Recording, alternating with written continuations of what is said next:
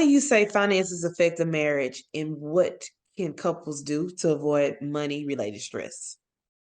So I think it's important for couples to talk first about their attitudes and values as it relates to money. Because, I could be the kind of person who's like, hey, you only live once. I'm not saving it for no whatever. We gon' and then my husband might be like, well, no, we need to make sure we have 6 months of savings and then we have, Mhm. so you have to talk about your philosophy around money and then talk about how you want to manage it. And you just have to reach consensus on that. There might be one person who has a strong skill set, and so they need to be doing kind of the day to day things, but both people are aware. And I think it's important for both people to always be aware. So, and I'll give you an example of what I mean. In my first marriage, that's when I learned all my lessons in the first one. So my husband was in finance and he was very, very good with managing money, the complete opposite of me.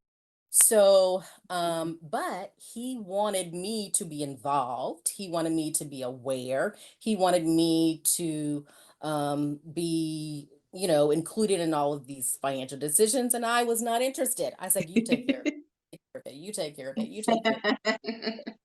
He bought our house before we got married. And so afterwards, he's like, we need to add your name to the house. It's like, okay, we'll do it. We'll do it. We'll do it. 13 years later, I still didn't do it. He dies, Mm. and I got to go with a new baby.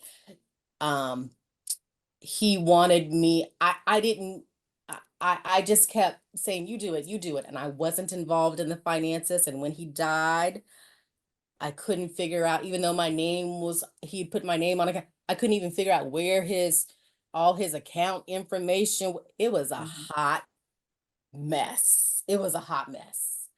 Um, and it took several months to kind of figure all that stuff out because I was the one. I mean, he was always pushing. He, probably should have pushed a little harder because I was, oh, you take care of it, you take care of it. Because I didn't think, anything would happen. And I was left in the lurch. And it was very difficult for me financially at that point. So I think it's important for couples to talk about their attitudes and beliefs about money and what are their priorities, reach some kind of agreement and consensus, and then talk about the managerial piece.